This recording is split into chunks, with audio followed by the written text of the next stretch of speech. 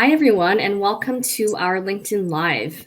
If you're watching today, we're going to be talking about how to move from the bedside to wherever it is you want to go. And for those of you that don't know me, I'm Sara Fung. I'm a registered nurse. I've been working now for 16 years. I'm also a career coach and resume writer. My company is called the RN Resume, and I have an awesome co-host today. I'm going to let her introduce herself.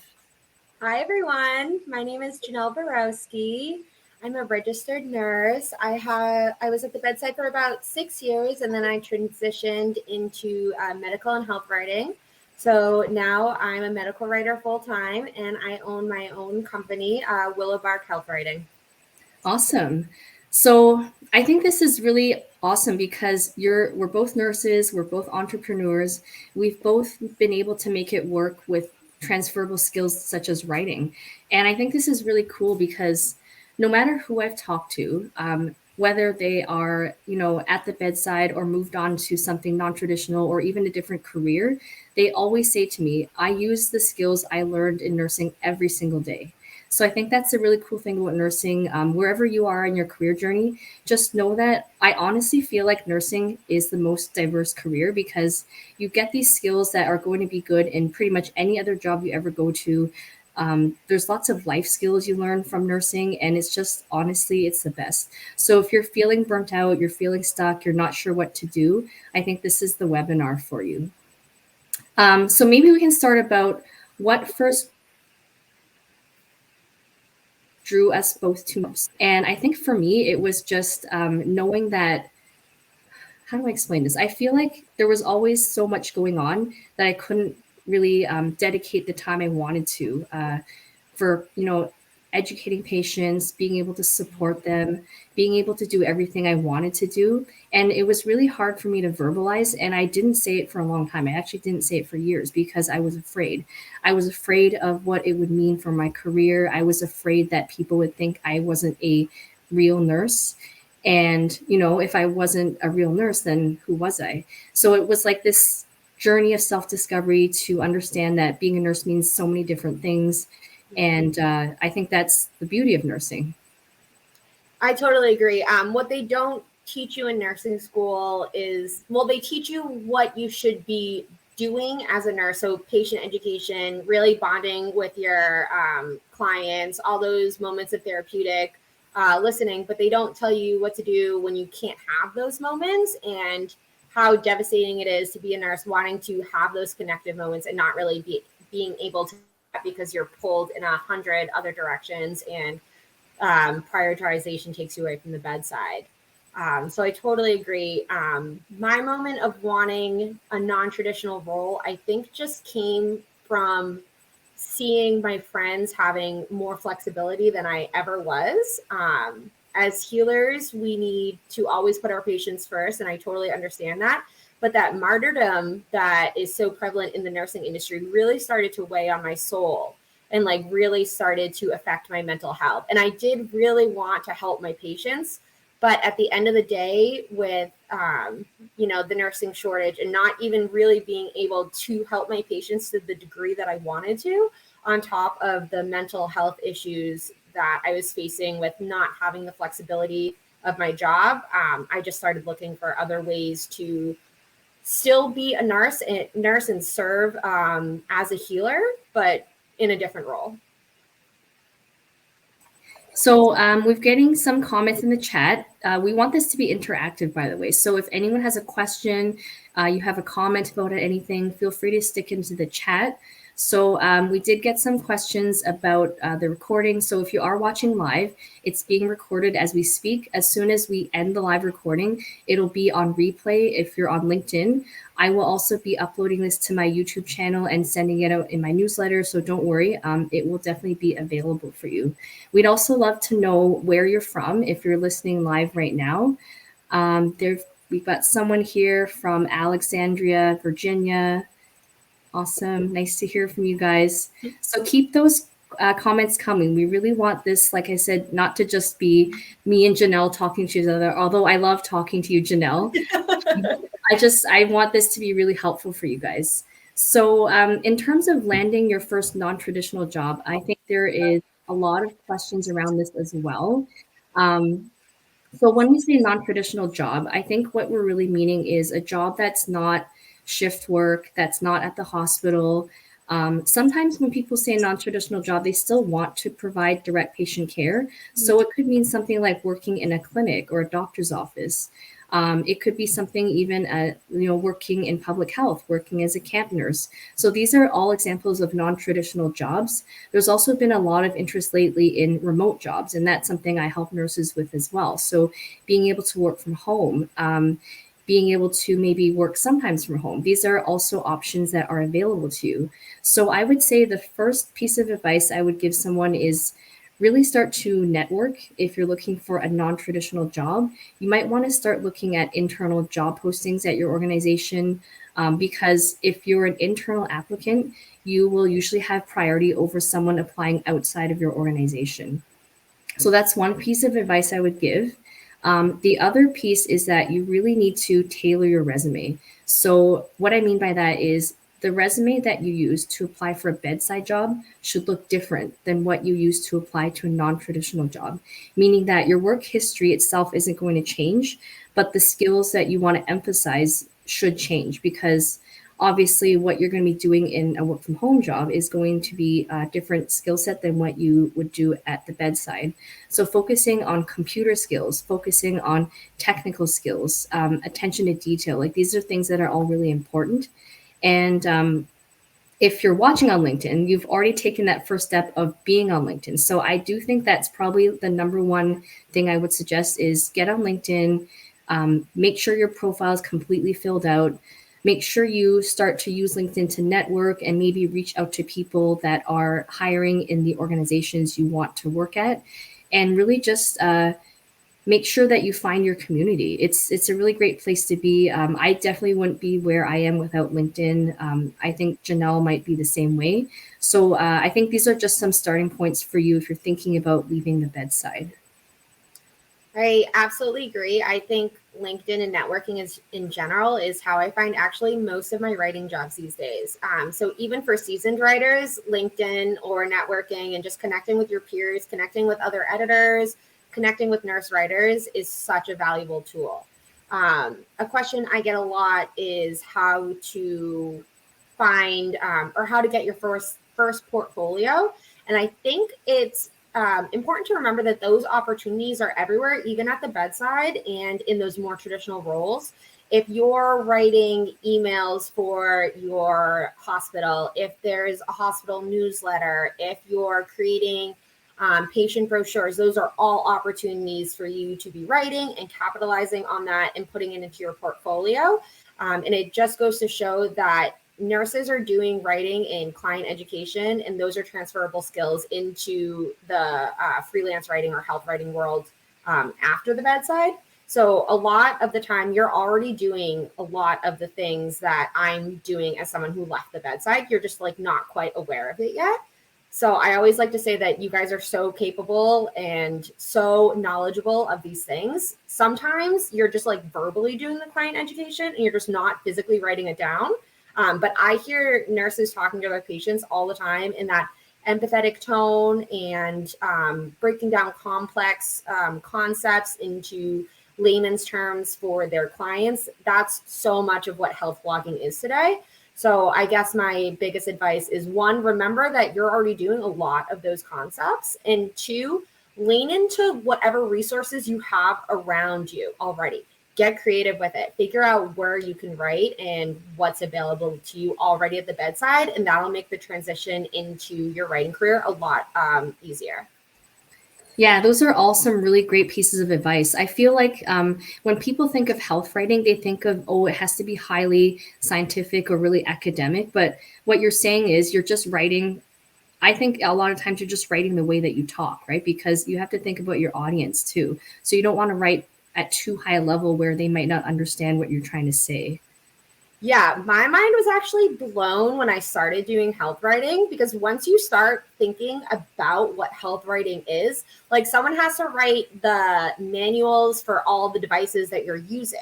Someone has to write the clinical protocols to what you do in a certain scenario. Someone has to write the research journals that you're doing and someone has to write the emails for pharmaceutical companies. And then other people have to write the health blogs that your patient, who you at the bedside might not have had quite the time to connect with and do that client education, that they're Googling their like eye condition on the way home or when they get home. So it is so broad, which also shows the market. So if you're a super academic nerd like me and you love cutting edge research, like there's a place for you. If you just love client education and like skin conditions, there is totally a niche for you. Like there is so much space for everyone. Yeah, and I think it's all about, what you're passionate about too. So if you have lived experience, let's say as a diabetic, or if you have asthma, like lean into that, because if you're passionate about something, you don't need like extra motivation. It's something that you want to do. It's something that you want to get up and do every single day, and that's going to be really important as an entrepreneur, because you're not going to have a manager leaning over your shoulder saying, "Hey, have you done this today?" Like it's up to you to find that inner motivation. So we've got some more comments. We've got someone here from Texas, Wisconsin. I think this is Prince Edward County, Toronto, Canada. So near my neck of the woods. South Bend, Indiana. Charleston, South Carolina. Ooh, we've got someone from Jamaica. I think you win the award for farthest attendee. And we've got Alberta, Illinois. Okay, I was wrong. We've got someone from Qatar. Oh, welcome, Qatar. Yeah, Qatar, Toronto, Washington. Nice. And then Emily says, definitely looking for remote. Are there more roles that are remote? Do you have examples of resumes for non-traditional jobs? So I absolutely do. On my website, I have some templates that you can definitely have a look at. So I've got one for experienced nurses. I've got one just for remote jobs. If you're a travel nurse and you're looking to, or you're looking to start travel nursing, I've got that as well. I also do custom resume writing. So feel free to connect with me afterwards, and we can definitely chat. We've got someone from Ohio. Okay, so I got through all the comments for now. And you must get asked this all the time, Janelle, about how you went from the bedside to an entrepreneur. And this whole webinar was actually inspired by one of your posts. Oh. So maybe you can share like Cole's Notes version, how you got from the bedside to what you're doing right now. Yeah. This is a funny story. I call it my origin story, and I do get this all the time because everyone wants to know how I broke in. So the Cliff Notes is it's a little bit. So I was really burnt out from COVID. I think everyone was at that time, and I was already dabbling in freelancing. And I guess the very first event, though, sorry, I'm a little bit scrambled with the story. I really like lizards. I know it's so random. I love lizards. I have a reptile. And I also love Reddit. So I was on the Reddit reptile, just like being a weirdo. And someone had made a post and they were like, hey, does anyone want to write about reptiles and they'll get paid for it? And I have always loved writing and I love reptiles. So I responded and I was like, yes, absolutely. And my rate was so low, like I didn't even care. I was just so happy that I would like research these strange topics on reptiles and get paid for it. And that was my first job as a content writer. So from there, I got hired on as a health content writer. And they only needed 1 year of content writing experience, which I had through reptiles. They did not care that it was about reptiles. They were just like, you're a nurse and you know how to write, come on. And then I actually wrote over 200 articles in 1 year from them and just built my portfolio from there. And then I went full-time around the time of COVID, and I was actually passed up on a raise. And I was like, well, I'm just going to like give myself a raise. And I decided to do it full time. So I like to tell people that the most important thing to take away from that story is just like find your way in any way you can. Like I found my way in from Reddit. I'm not telling everyone to hang out on Reddit, even though it's like a really cool place to hang out on sometimes. But I am telling people just to like go non-traditional. Like I don't know. I found a way in and it worked. And here I am several years later doing this full time. So No one cares that I started doing reptiles. No one has even asked me that. It's not even on my resume anymore. So yeah, so just do it any way you can. Reptiles and Reddit. I love it. Any way you can get in. I think that's a really great story. And there's so many nurses who started their businesses either during, before, even after COVID. Yeah. So I think it's just about, like I hear all the time from nurses, I want to start a business, but I don't know what I want to do. So then I say to them, like, think about what you're passionate about. What are you good at? What is an interesting angle that you can take, like to combine unique types of skills?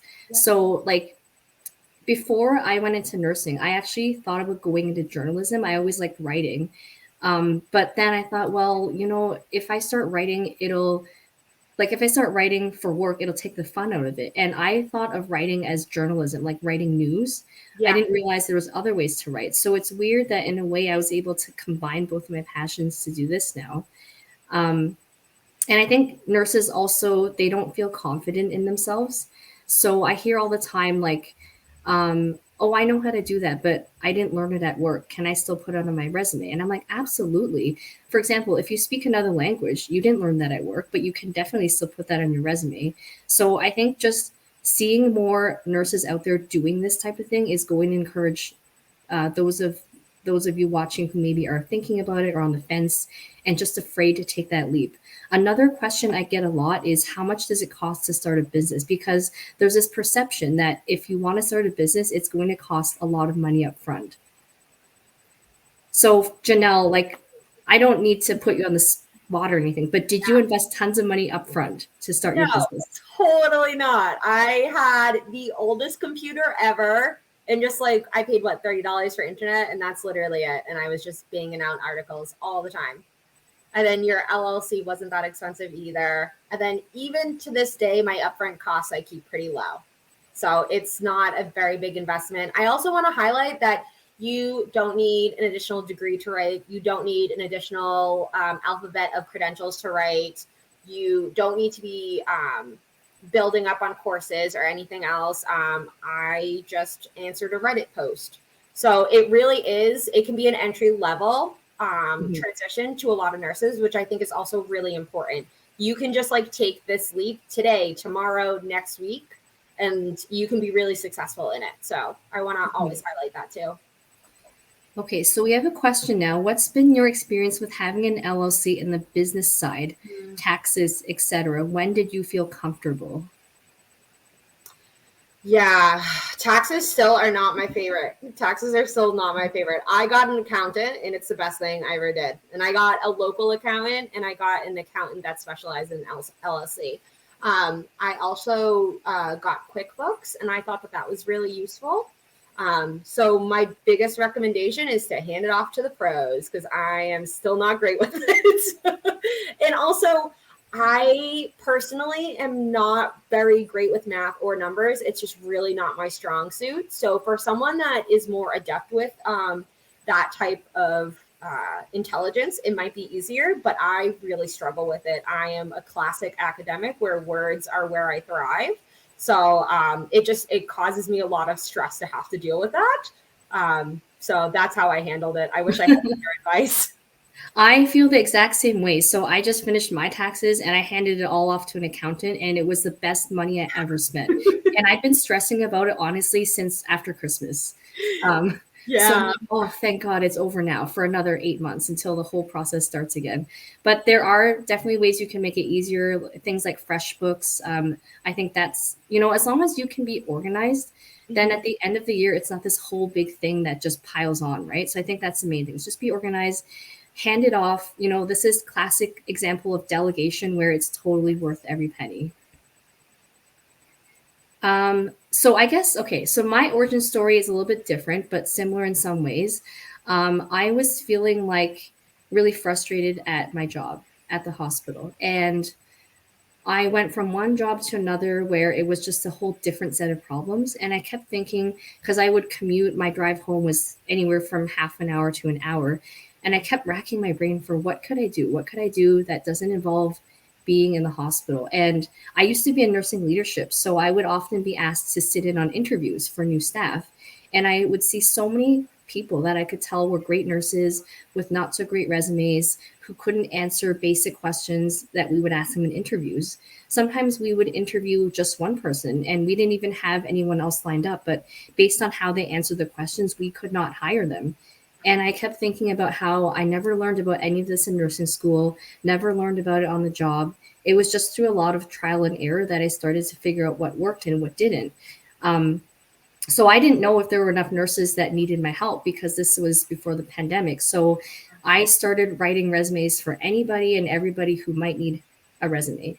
So I did resumes for like radio hosts and finance people, firefighters, print marketing, like fashion. I did fashion as well. So it's kind of like you where you got into it, but like it wasn't health or nursing related at all. And then it started to dry up a bit. And I'm like, what's happening? So I decided to rebrand because I was getting really out of my depth. I was writing resumes for people in like senior positions for industries that I knew nothing about. And so I thought, like, I think I'm just going to see what happens if I get into nursing, but still not knowing if enough nurses were out there. But that's when I started to get really busy. So I think having a niche is important. Whatever it is you decide to do, make sure you're really clear on who it is that you want to work with and make that clear in your branding and your social media. So my expenses are also really low. I'm also really frugal, so I try to keep them really low. But as I was starting to make, a bit more money, I would take little leaps. Like I paid for someone to do my website because I know I'm not good at that. I started to pay someone to update that website. So it's just really about being like taking little steps, I think, and seeing kind of where it goes and what the market is telling you. So I hope that was helpful for people. I know there's 1,000 different ways you could get into business, but when we're talking about service industries like what Janelle and I do, there are very few upfront costs. There are very few ongoing type costs.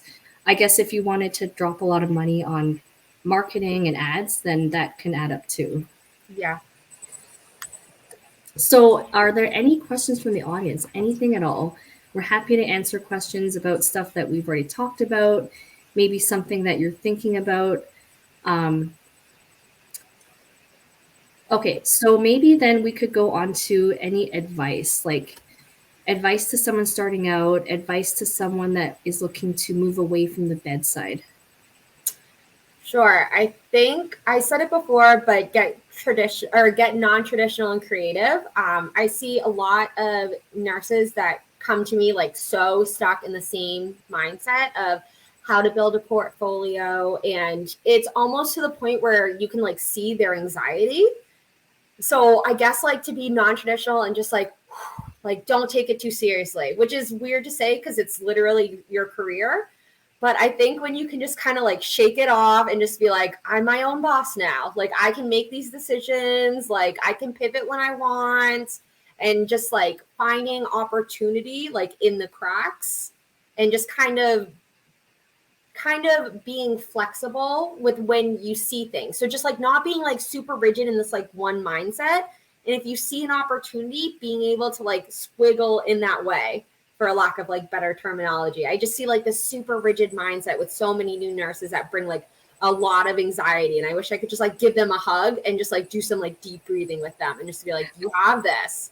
Like, it's okay. Like, we don't have to be like, I think it comes with like, like super strict infection protocol and like super strict like timing of medications and like, like that type of thing. Like nursing is so strict in so many different ways that it has to be. So it creates like a lot of type A personalities, which is so good for businesses because it creates leaders, and we're talking about like so many of those transferable skills. But I think that when you are creating your own path and you have so many paths ahead of you that it's hard for you to just kind of like let that rigidity go and just kind of let it like flow over you and just be able to be like a little bit more flexible than that traditional like nursing role would have allowed. So I guess that's my biggest advice to people.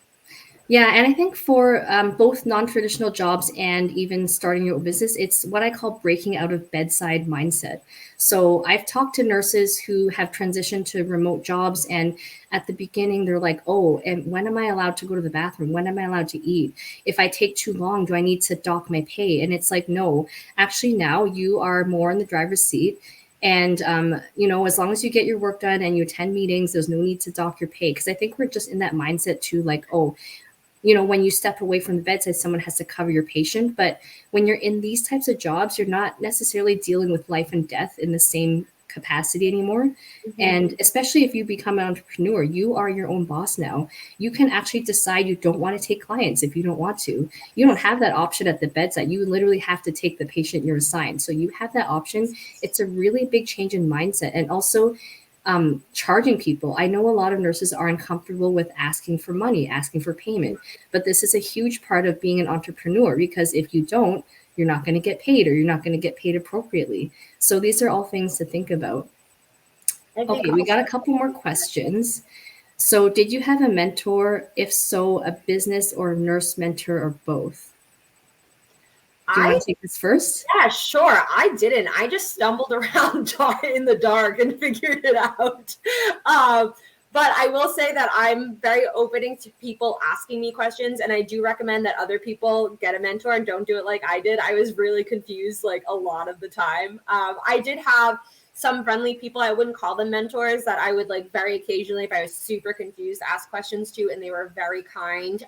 So I definitely recommend, like, we were talking about building that network, building that like that peer network, that mentor network, because it does really help. And I think it really would have clarified a lot of stuff for me. So I definitely recommend it.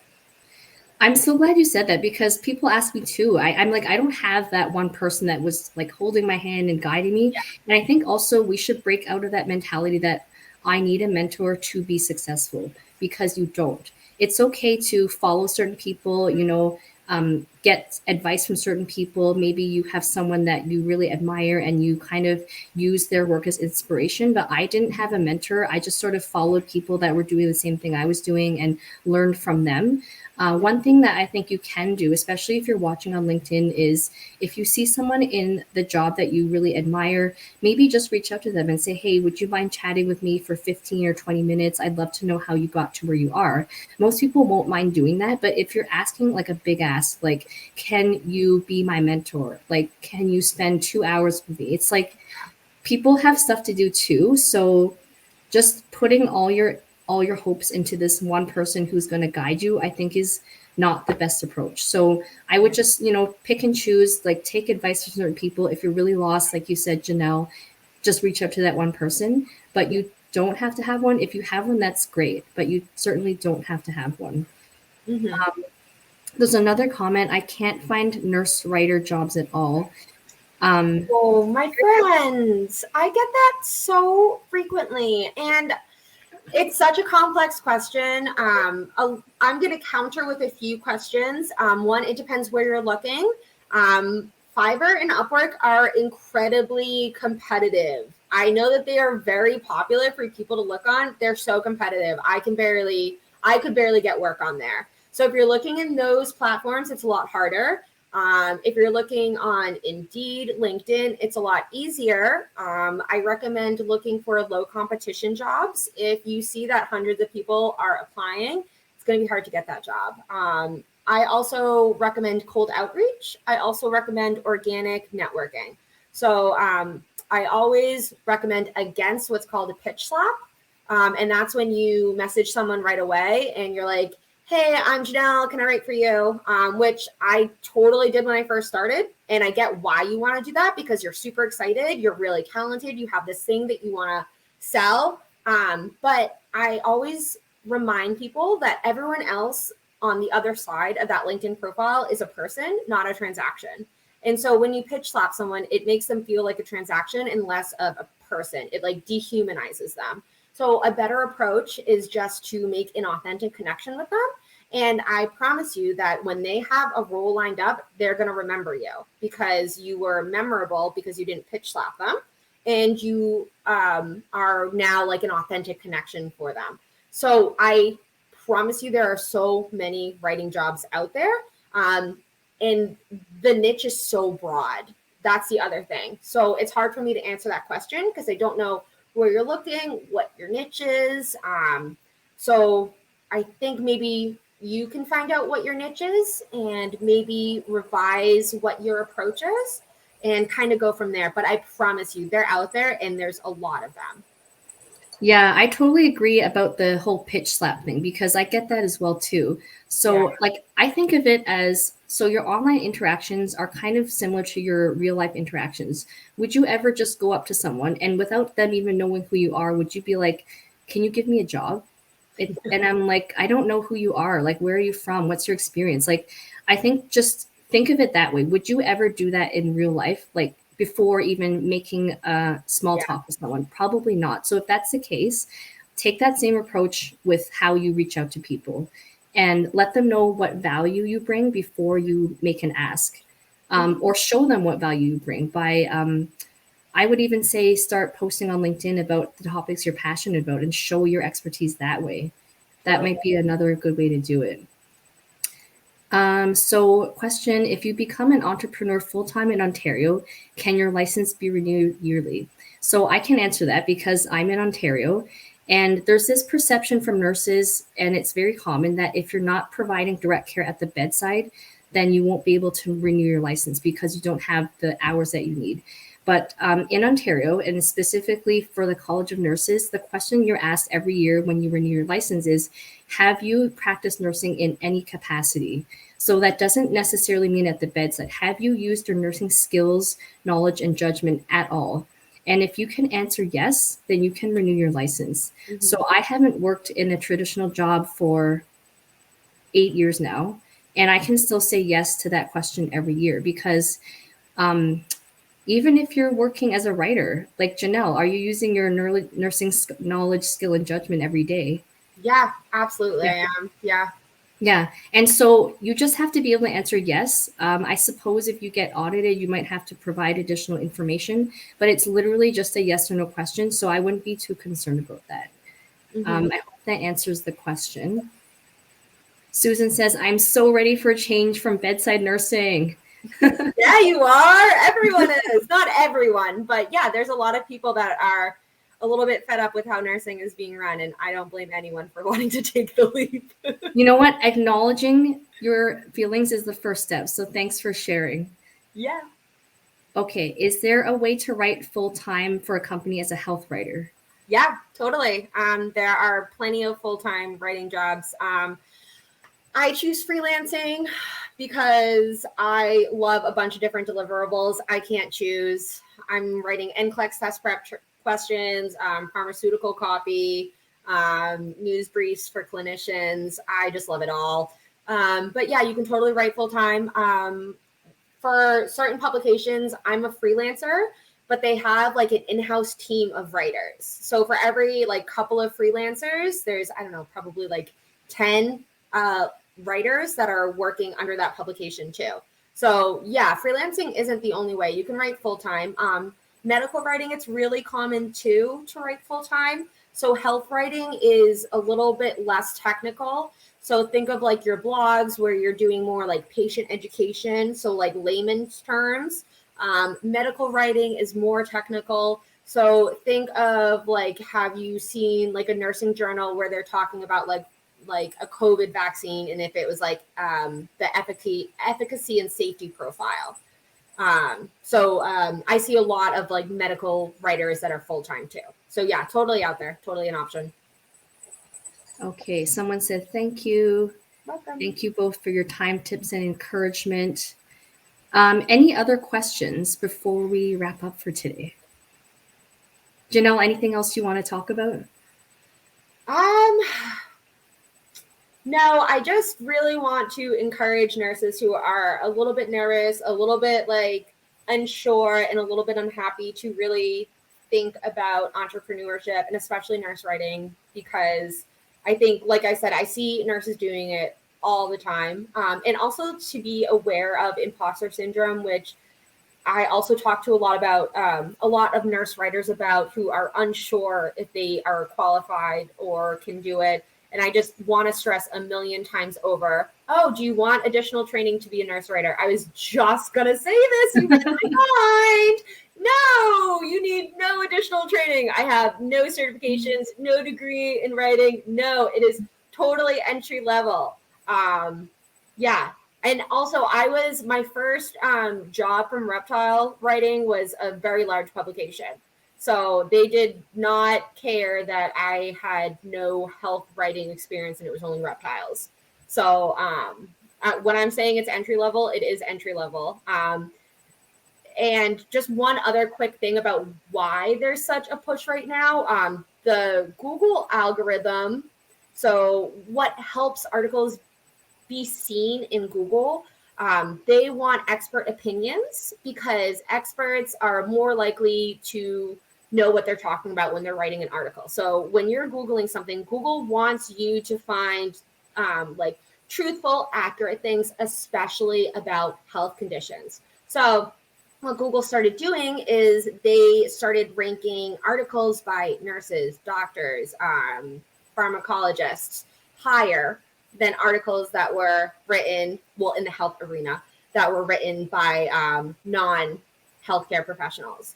So when I say you don't need a writing degree, your health degree along with your bedside practice is so valuable. When you're doing cold outreach, editors are so jazzed when you reach out to them and you're saying like, hey, I'm a nurse that can write. They're so happy that you just fell into their lap. So not only do you not need any training, you are so enough and so valuable and so perfect like you are. So definitely give it some thought if you're ever had an interest in writing, if you're a little bit unhappy with your job. And also, it doesn't have to be full time, which is also why I chose freelance writing, or it can be. But I started off just trying to do extra money on the side. I wanted to like plump up my money. So you could layer freelance writing while you have your bedside job, and then you can slowly transition if you like it. You can write one blog a week, and I always use this example because it's really easy to figure out the math. If you write one blog a week for like $250, which is like about the going rate, it'll probably take you a couple of hours to write that blog, but you have all week to do it. I think over the course of the year, like I said, I'm not great at numbers, but I think it's like $2,000. So that's a big amount of money before taxes. But that's what I mean. So it could be full-time, it could be part-time, and that's one blog. So I always say that freelance writing is whatever you want it to be, which is why I decided to do that. Yeah, I totally agree with the certifications piece because people are always asking me, even for remote jobs, for entrepreneurship, do you need additional training? And honestly, you could, but it's not essential. And I think you should use your time and energy to actually starting first, just get going, right? Like what I did when I first started resume writing, I did them for free in exchange for testimonials. So, the risk was quite low. If I didn't do a good job, what were they really going to say to me? Like I was doing it for free. So I think there's just like ways that you can sort of break in slowly. And another thing is there's this perception that if you want to be an entrepreneur that you need to quit your job. And I did this business along with my full-time job for about 2 years before I felt comfortable enough to walk away financially, that I felt secure enough to do so.